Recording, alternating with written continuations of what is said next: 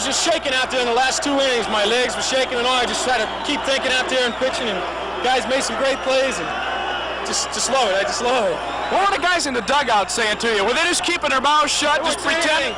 All they were saying was just go ahead and do it. You can do it. They did. I couldn't do it without them.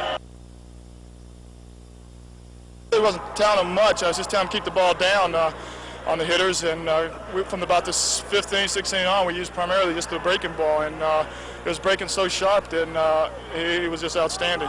What makes you want to go out and do it?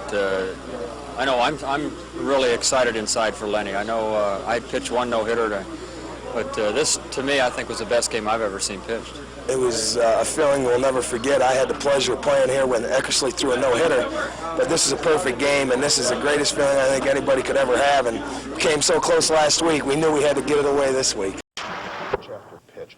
The great thing about a no-hitter or a perfect game is how the momentum builds from inning to inning, and then the fans cheering on every single strike, foul balls. It just builds to that 9th inning. We're talking about a man who in his minor league career was called the Wild Man. His warm-up pitches used to end up in the press box a time or two. But when you're throwing a perfect game, it's got to be on the money all the way. We're going to take a look tonight at exactly what happened at the stadium in that never-to-be-forgotten night of Lenny Barker's perfect game.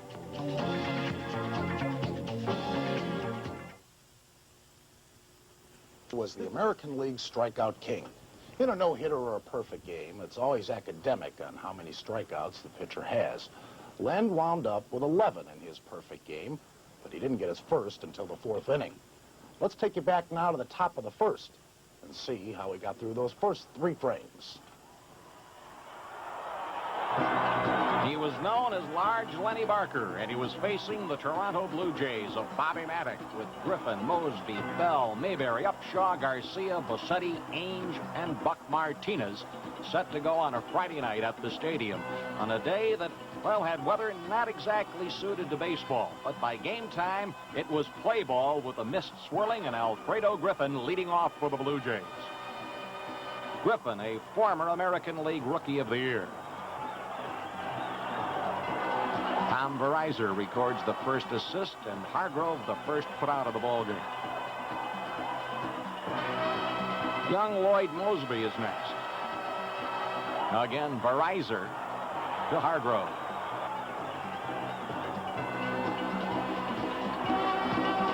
And rookie George Bell, the left fielder. This time, Hargrove did it all by himself. And the Blue Jays were on their way to the Hall of Fame for the first time in their brief history. The Indians got rolling early, and Rick Manning started the ball game with a base hit.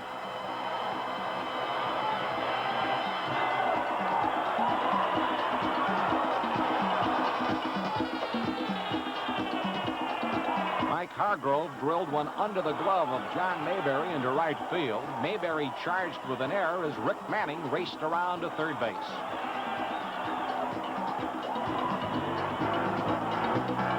Andre Thornton, the designated hitter, lifted a high fly ball to center field. After the catch by Bossetti, Manning came home. Tribe leading 1-0.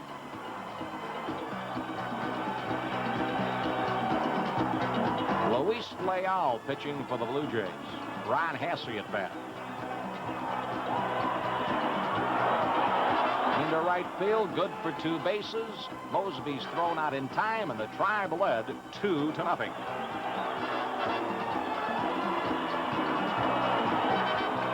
The crowd of the stadium little expected at that time what they were going to see before the evening was over, and the Tribe already had enough to win. John Mayberry in the 2nd inning for the Blue Jays. Big John of home run fame. This one belongs to Rick Manning.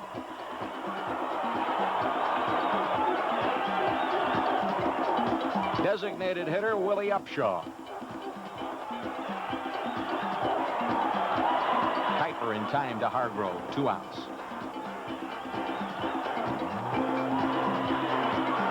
And Damaso Garcia with a fly ball to Manning. The Tribe had retired 6 men in a row. And the excitement already was starting to build.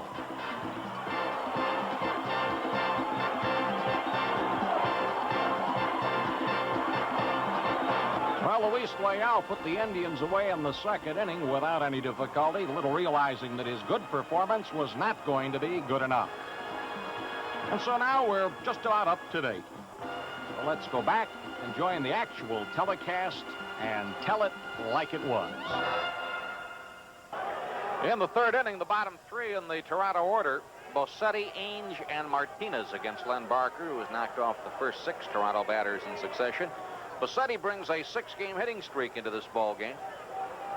Had an 8th inning double last night to extend the streak, hitting .529 in the last 17 at-bats. Strike 1.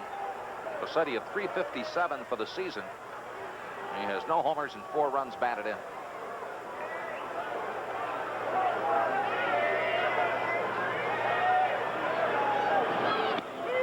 Strike 2 showed some bunt and took it.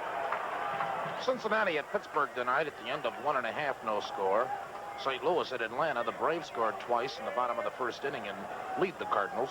Chicago at Houston later. Philadelphia at San Diego. L.A. hosting New York, and Montreal at San Francisco. Here comes the 2-strike pitch to Rick Bossetti. 1 ball, 2 strikes.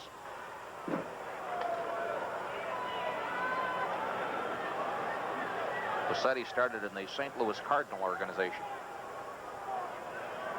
Bet he wishes he was still with them the way they're starting out this year. 1-2 pitch. Slap back to Verizon. Tommy throws him out. Danny Ainge, the third baseman, at 187 with 5 runs batted in. Ainge has had 20 hits and 107 at-bats. Well, the man is adequate in the field, Bruce, but the question remains, will he ever be able to hit big league pitching?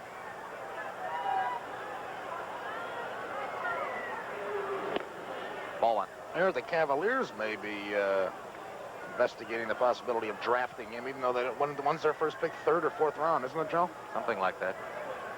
Just on the chance that he would change his mind and go to the NBA.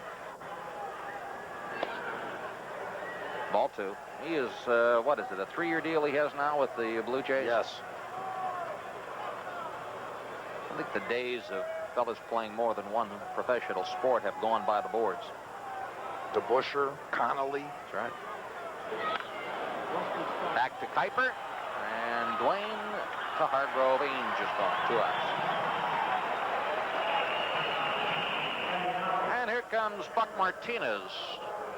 Martinez is hitting at .222, 2 for 9 with 2 runs batted in. Martinez recently brought over from the Milwaukee Brewers, and I'm sure with some mixed emotions. The Brewers figure to have a fine summer of baseball. However, Martinez was languishing on the Pines as about the 3rd or 4th string catcher, and I'm sure he is delighted to get a chance to get in and play. He should help Toronto. Brewers are loaded with catchers. Ball 1. After they made the deal with the Cardinals to get Simmons. What's that kid's name they brought up? Yost? Yeah, Ned Yost. And, of course, Charlie Moore's still over there. Right.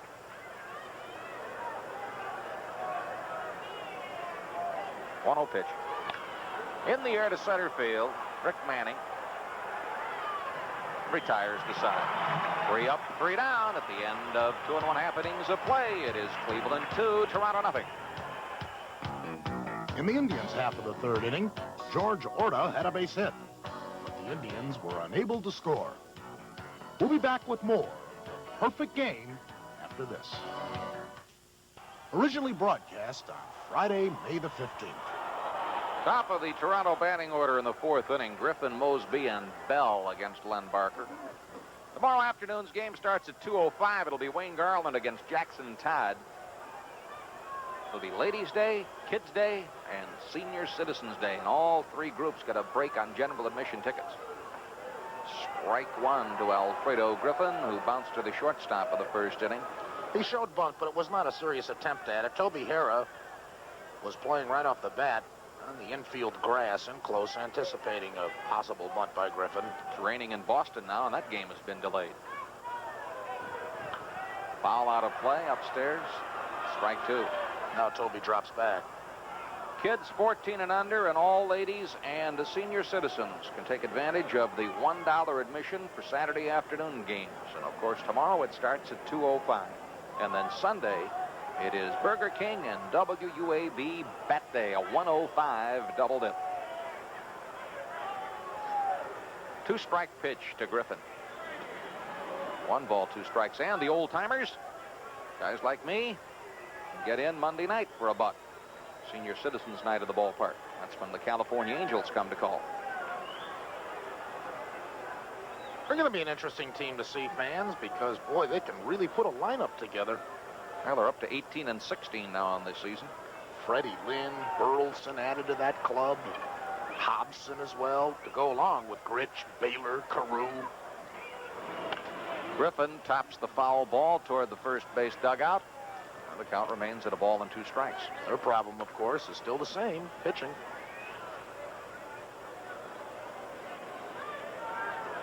Playing a little better since the California club's playing a little better ever since the vote of confidence by Autry was given to Fregosi. Usually that's a kiss of death.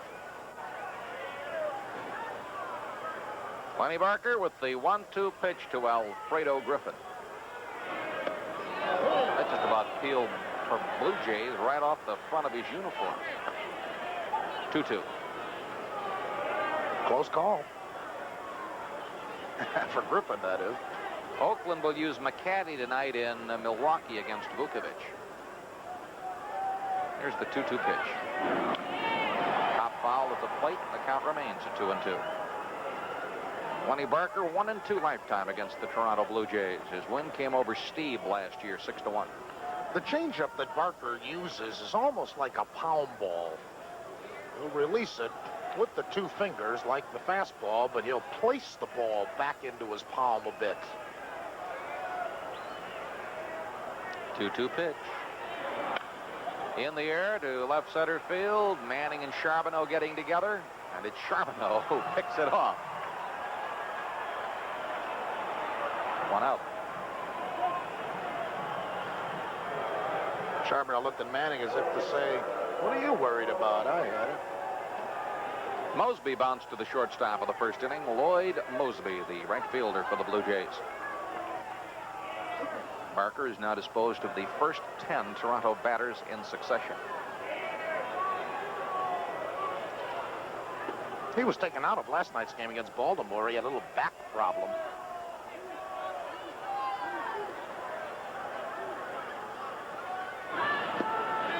I saw a great way to cure a back problem last night. Win the National Basketball Association Championship. I'll wager Bill Fitch's back feels 100% better today.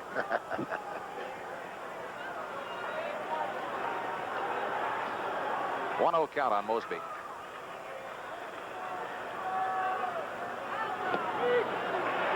One ball, 1 strike. Now Bill can turn his attention to general managing the Cleveland Indians. You know, Phil Segui and Bill Fitch have a long-range thing going, and I'm the middleman. Segui keeps telling me how Fitch should coach the Celtics, and I keep passing back the messages on how Segui should GM the Indians from Fitch. That's a smash down the foul line, and it is fouled in the bullpen. 1 ball, 2 strikes. Of course, people may not realize that Phil Segui, the general manager for the Indians, really has a lot of basketball in his background. He's a fine basketball coach in addition to his baseball expertise. In fact, he coached the coach who really got Bill Fitch started in basketball, Tommy Thompson. And Fitch has a lot of baseball. He was a catcher in the Texas League. In the then Milwaukee Braves organization. Here's the 1-2 pitch. That's a souvenir. Count remains at 1 ball and 2 strikes.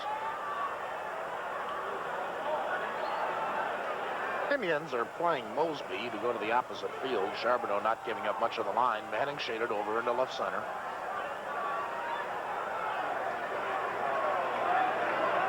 Barker with a 1-2 pitch to Mosby. That hit him. Count remains at a ball and 2 strikes. When Len Barker pitches for the Indians, more so than the other 5 starters, the Indians defensively will play more hitters to swing late on Len because of the velocity of his fastball. Even if he has an off day, as all pitchers have, the velocity of his fastball is always there. And if he has control of that breaking pitch, he can be overpowering. Middle of the 3rd inning, Cincinnati and Pittsburgh scoreless. Pardon me, Joe. 1 out in the 4th. 1-2 count on Lloyd Mosby. Struck him out. Oh, Mosby wanted a piece of Barker, and he just missed it. Actually, I think he got just a nick of it. Cassie held on. That's the first strikeout for Lenny. Lenny in the last 3 starts has fanned 9, 8, and 6. Of course, led the American League in strikeouts last year. 2 down for George Bell, who bounced to the first baseman to retire the side in the 1st inning.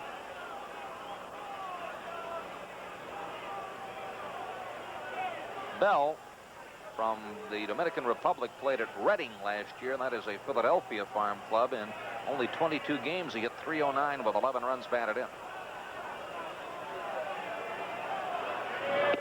Steve, rank 1.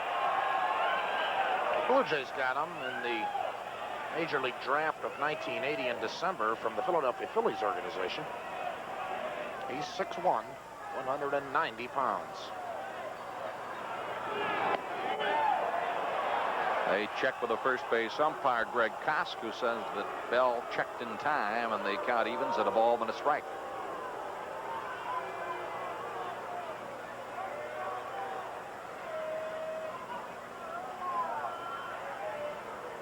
Here comes the 1-1 pitch. 2 balls and a strike. Indians lead 2-0. They scored their pair in the 1st. Manning singled with 1 out. Hargrove safe on an error. Thornton brought Manning home with a sacrifice fly. Hasse brought Hargrove home with a single. I believe it's the first time tonight Barker's been behind in a count to a hitter. 2 balls, 2 strikes. Not anymore. I think Lenny brought a little heat to the ballpark tonight. You know, he says he can get away with throwing a hard fastball high, no matter who it is. He works carefully, of course, more carefully to the Jim Rices and the Freddie Lynns, but he can be so overpowering, he can get away with that mistake by being too high. 2-2 pitch. Struck him out. On a curveball. 3 up, 3 down, and at the end of 3 1/2 innings of play, it is still Cleveland 2, Toronto 0. Parker was going to put the candles on my birthday cake. And now, exploding his way into your homes and hearts, Bruce Brennan. John Mayberry to be followed by Willie Upshaw, then Damaso Garcia. Len Barker, the big right-hander for the Indians, delivers, and it's a curveball, called strike on the outside corner.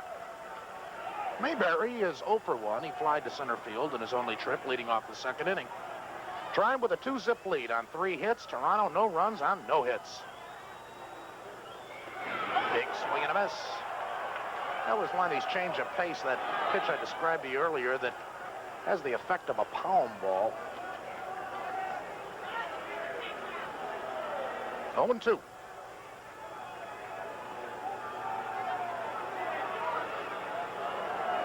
Overhand curve used as a waste by Barker, misses low. Big John has been around since 1967 when he broke in with Covington in the Appalachian League in the Houston organization.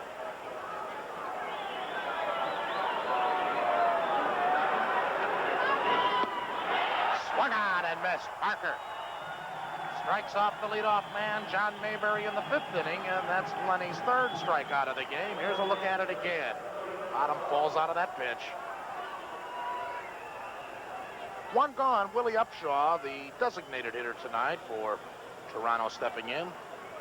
Harmlessly grounded out to Kuiper, his only trip to the plate.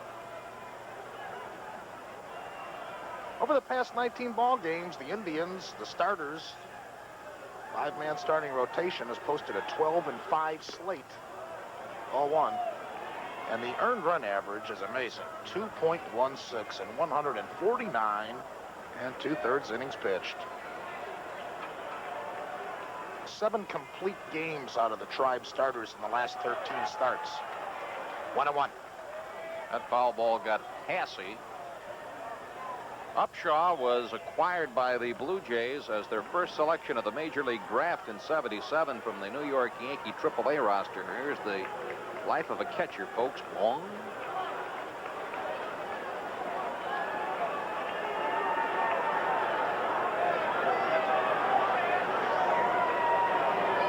Manning in center field, shaded over into left center. Medium depth for Upshaw. 1-1 pitch. High pop, third base side. Toby Hara going over. May have a play. He gets that ball. Yes, sir. What a tremendous catch by Toby Hara. He dove. His body was jackknifed on that railing. And look at this, fans. Oh, man. What a play by Toby Hara. Fans at the stadium here are on their feet. Should be for this effort. Outstanding. That was worth the price of admission. 2 outs. Now Garcia 0 for 1, fly to Manning to close out the second inning. Strike is called. Garcia didn't like the call. He thought it was a little low and outside.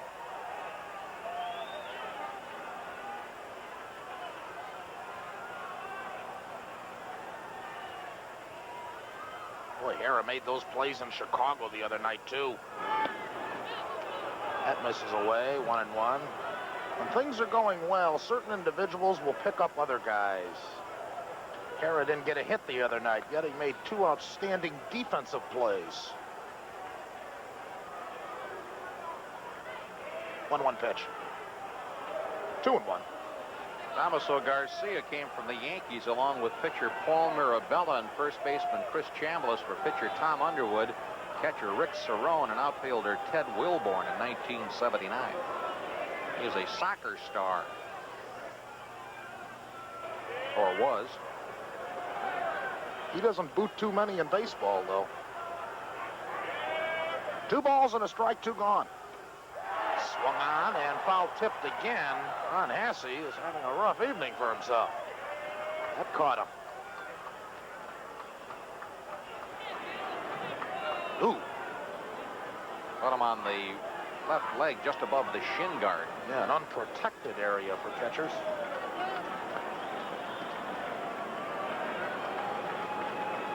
Garcia's a .220 hitter on the year.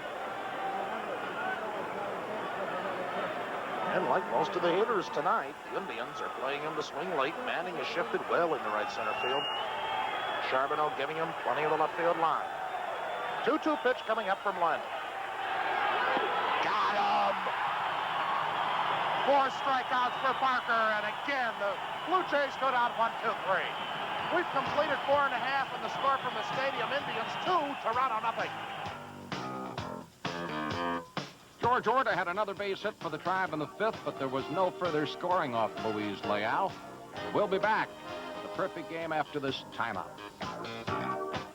Of Len Barker's perfect game, Friday, May 15th. Rick Bosetti is 0 for 1. He grounded out the Verizon leading off the 3rd inning. Right-handed hitter.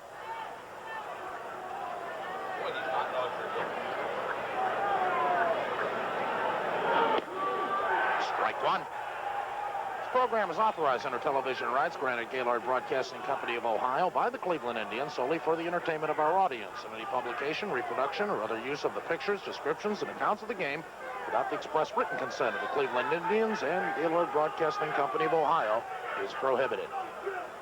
0-1 pitch. Liner, Kuiper, short hop. 1 out. Fine defensive play by Dwayne Kuiper.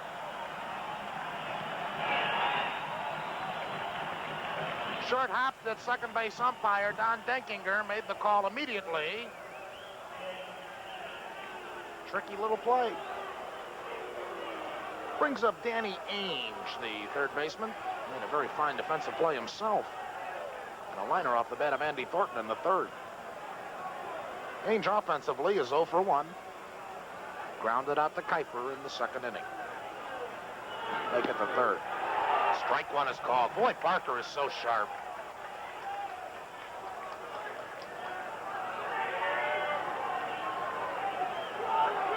Manning in center, shifted well into right center field and playing a shallow position for range.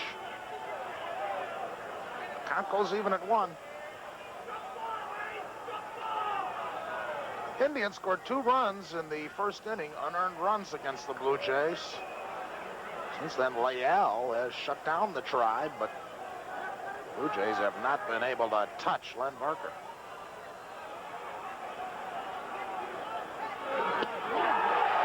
One ball, 2 strikes.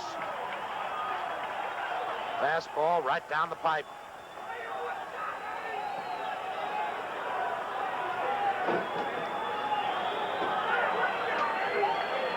Ainge giving it a little bit to Rich Garcia, didn't like the call. First inning in Minnesota, Baltimore, 3 runs in the top of the first. Twins at bat now. Singleton hit his 8th homer of the year with a man aboard. 1-2 pitch. Got him! 5 strikeouts for Len Barker. 17 batters in a row have been retired by the Indian right-hander.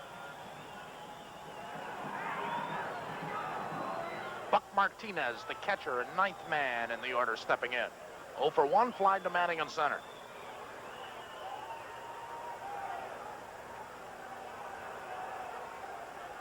Started the game with a strong mist. It has since stopped. Ball 1, missing low and away. Tomorrow afternoon, Tribe and Toronto again here at the stadium, and Sunday, bat day in a big twin bill.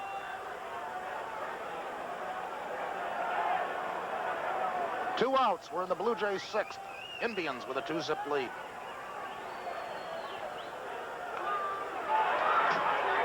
Fouled back, count is even. Ball and a strike on Martinez. Barker started tonight's game with a 1.67 earned run average. That is 3rd best in the league.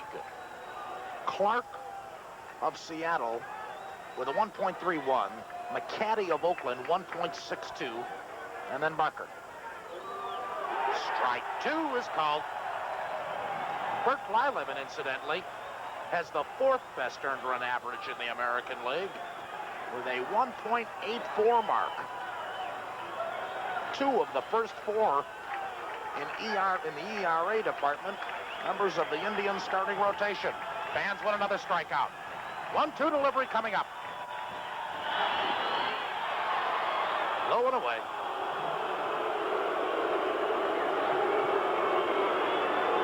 This is the first club that Martinez has played with where he really hasn't played to some other catcher. At Kansas City, it was Darrell Porter. In Milwaukee, it was Charlie Moore, and then, of course, Ted Simmons. But here in Toronto, he has a shot at really being the #1 guy. 2 balls, 2 strikes, 2 outs. Strike 3, got him. Tag applied by Hasse. 2 of the 3 men are strikeout victims. 6th of the game for Len Barker. He's retired 18 in a row. We go to the Indians, half of the 6th, and the score, Cleveland 2, Toronto nothing. The Indians picked up 2 more base hits in the 6th inning, one by Toby Harrah, the other by Mike Hargrove. But again, the Indians failed to score. The Blue Jays have sent 18 batters to the plate, and Len Barker has retired all of them, striking out 6. Griffin bounced to the shortstop in the 1st inning, hit a fly ball to the left fielder in the 4th.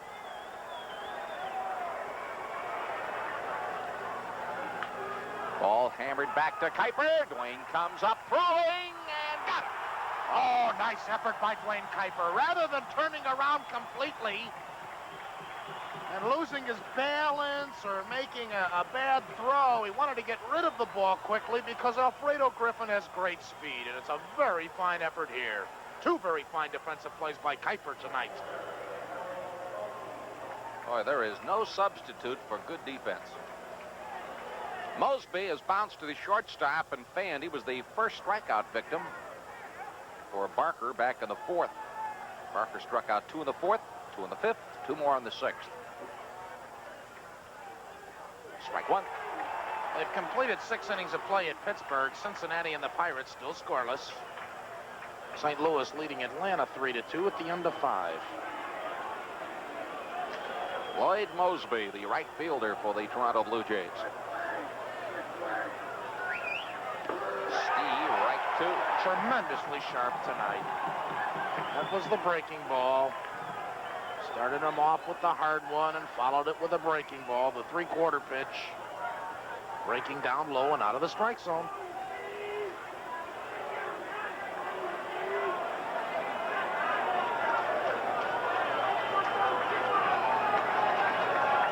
Mosby comes from Portland, Arkansas. Ball and 2 strikes. He was the Blue Jays' first-round selection behind Atlanta's Bob Horner in the June 1978 free agent draft. They sent him to Medicine Hat. 2 years later, he's in the big leagues. 2 balls, 2 strikes. Hit .229 last year for the Blue Jays with 9 homers and 46 runs batted in.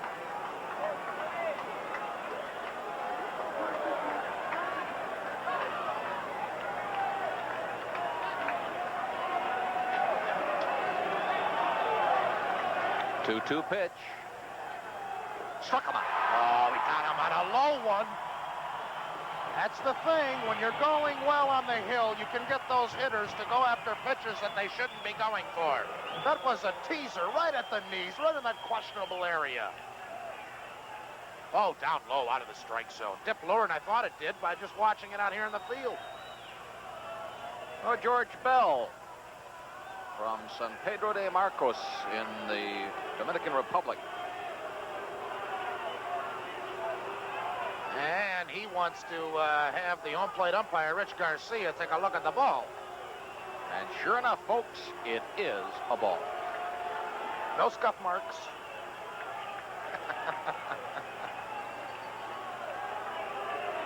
Oh, George Bell hitting .275 at the moment with 2 out and nobody on in the top half of the 7th inning. Ball 1. Now, Bell came out of the Philadelphia organization. In 78, he was at Helena in the Pioneer League. In 79, Spartansburg in the Western Carolina League. Last year at Reading. And then came on to the Blue Jays in the draft of the offseason. Ball 2. First inning in New York. Yankees 3, Seattle nothing. Nettles hit his 5th home run for New York with 2 men aboard. Well, the Yankees are winning. The Orioles are winning. The Red Sox are being rained on.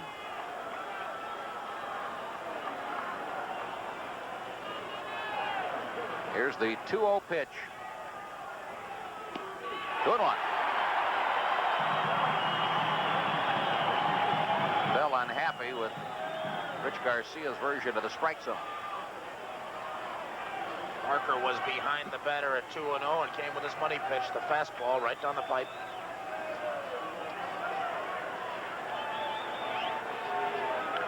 Foul, 2-2. Boy, the fans are cheering on every delivery by Parker. Listen to him at the stadium. They had a 1-hour rain delay in Boston, and that game is now resumed in the 2nd inning with Kansas City leading 2-0. They win another strikeout here. A lot of them are on their feet.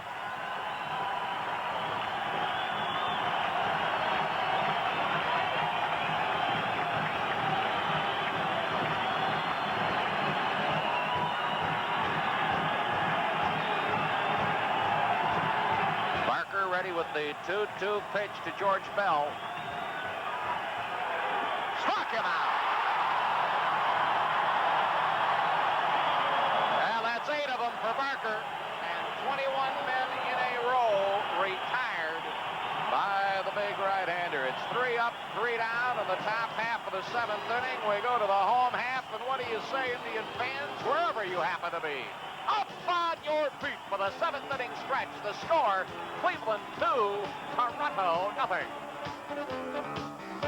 In the bottom of the 7th inning, the Indians did not score, but the fans were anticipating the 8th as Lenny Barker kept mowing them down. In the top of the 8th inning, John Mayberry, Willie Upshaw, and Damaso Garcia, the first 3 to face Glenn Barker, who has repulsed 21 batters in a row. Down in Charleston tonight, Rochester finally got through to Grimsley for a couple of runs in the 5th, but at the end of 5, it's Charleston 3, Rochester 2. It's Grimsley's first go for the Charleston Charlies. Mayberry, ball 1. He has popped to the center fielder, and he has fanned. Barker has struck out 8. Gives him 33 on the year.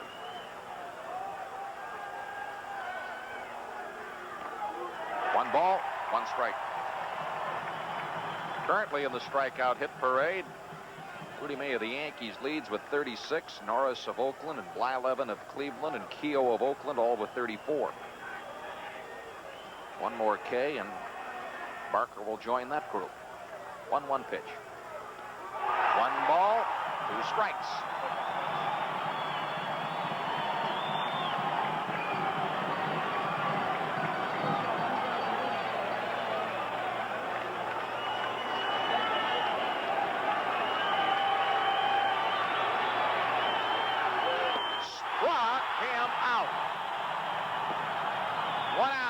That's 9 strikeouts for Barker. He had him waving at it. Here it is again.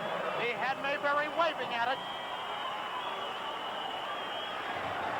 Willie Upshaw.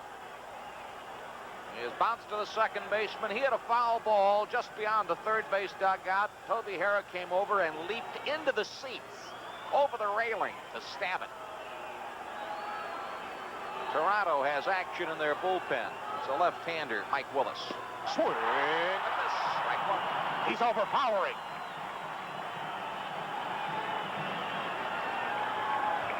Well, the Blue Jays appear to be opting for the theory, if he's throwing like that, you might as well go up and wave at it. Maybe you'll get lucky.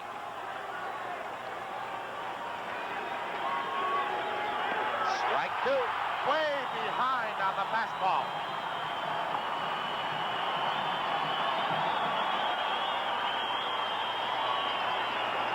The folks who came out here tonight have received their money's worth.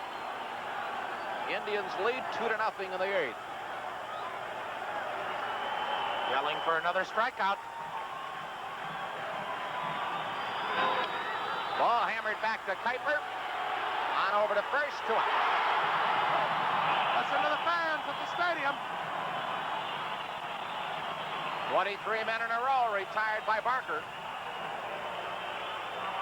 Damaso Garcia has flied to center field. Good running catch on the occasion by Manning, and he struck out swinging to end the 5th inning.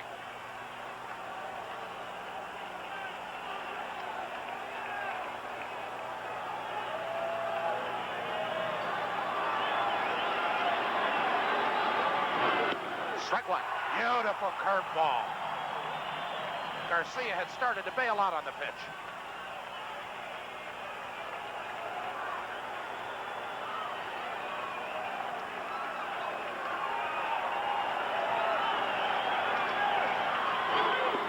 One ball, 1 strike. Lenny Barker has fanned at 9 and retired 23 men in a row.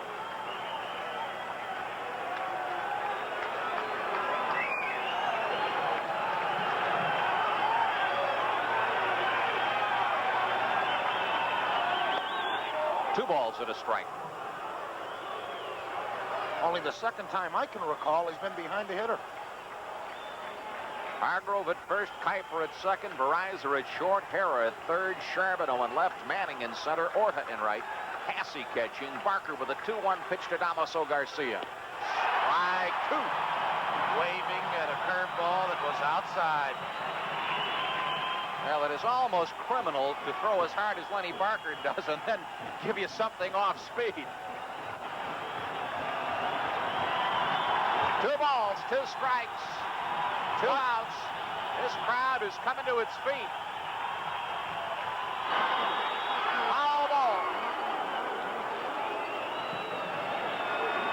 Oh, you think these guys aren't a little pumped up right now, Bruce? Boy, you have a tendency to play better defense, great defense, when you get this kind of pitching. You're all part of it, too, if you're out there playing a position. Again, 2 balls, 2 strikes, and 2 outs in the 8th. Pressure's always on the hitters this late in the game. Struck him out. 10 strikeouts for Barker. He is retired 24 men in a row. At the end of 7 1/2 innings of play, Cleveland 2, Toronto nothing. In the Indians' half of the 8th inning, George Orta supplied an insurance run with a homer. Top of the 9th is next. Don't go away.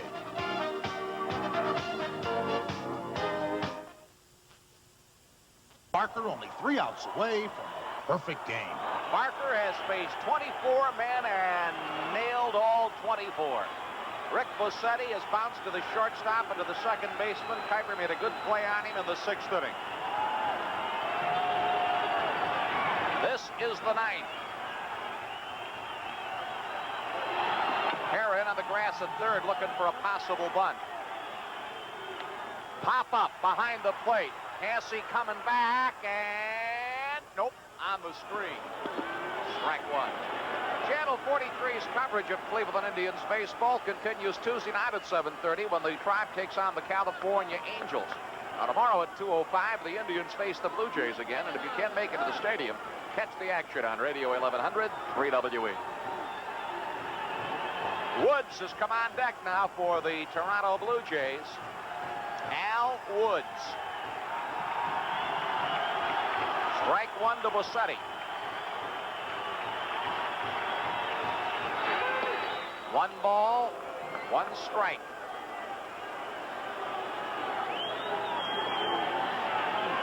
Barker has fanned 10. Didn't strike out a man through the first 3 innings. 1-1 pitch. Pop up. Toby Harrah has this one in foul ground. 1 out.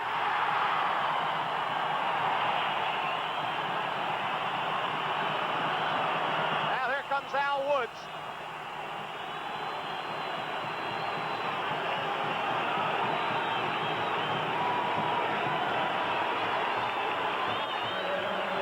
Al Woods batting for Danny Ainge.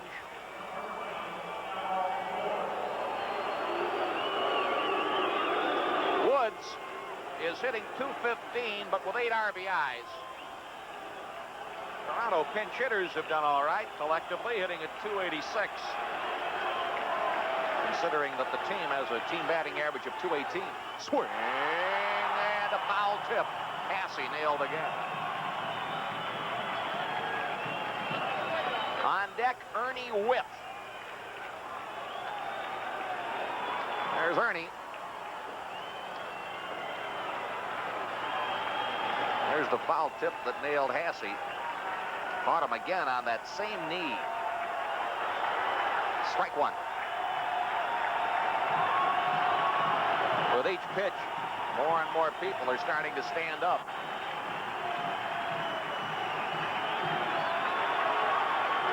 Strike 2.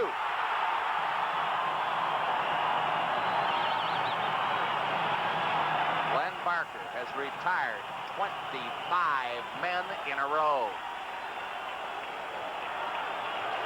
Al Woods batting for Danny Ainge. Ernie Whitt will be batting for Buck Martinez. We are in the 9th. 2-strike pitch to Woods.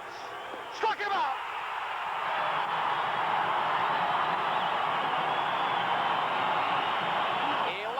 Strikeouts for Barker. Reported by Woods.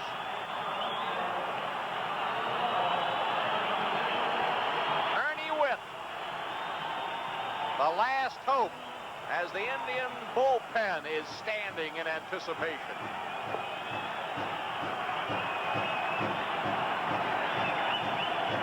Ernie Whitt batting for Buck Martinez. Whitt is hitting .188 with 5 RBIs. But boy, watch out for those .188 guys in a situation like this. They're probably the one that's going to kill you. 2 outs. Strike 1.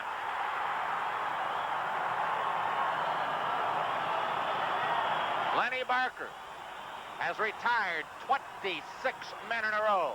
He has fanned 11. Everybody is standing up. 1 ball, 1 strike as Ernie Witt got the bat stopped in time.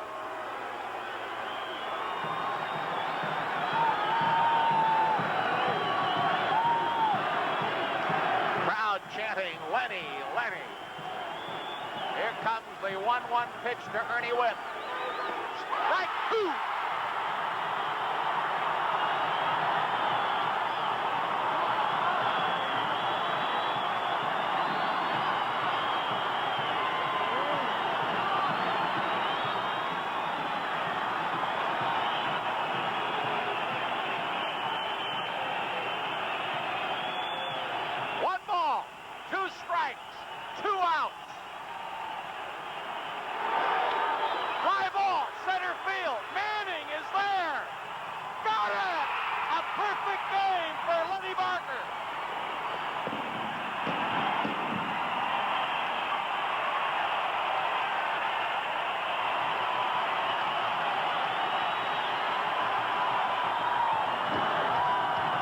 Baseball history is made in Cleveland, as Len Barker becomes only the 11th pitcher to throw a perfect game.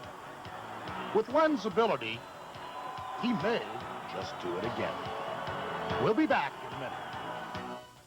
Anatomy of a perfect game. First time in 13 years in Major League Baseball, an Indians pitcher hadn't turned that trick since 1908. But Bruce, whether it's 2008 or 2108 before it happens again, it's something that I don't think any of us will ever really forget. I waited a couple of days and asked Len what was the greatest thing about pitching the perfect game, everything that goes with it, the media attention. His response was very interesting. He said the people, the Indians fans, the letters, the mail, the attention he received from the fans themselves. He says they're as much a part of it as what I did on the Hill. I think the thing that I'll remember most about it was the absolute concentration by all of the players as the game unwound and came down to the final moments. There wasn't a ball player on that field that wasn't right with Barker on the mound going for that no-hitter and the perfect game. As I say, it's one we won't soon forget. We hope to have more of that excitement right here on Channel 43. And now, weatherman permitting, we'll be in New York with the Indians and the Indians. The Perfect Game has been brought to you by...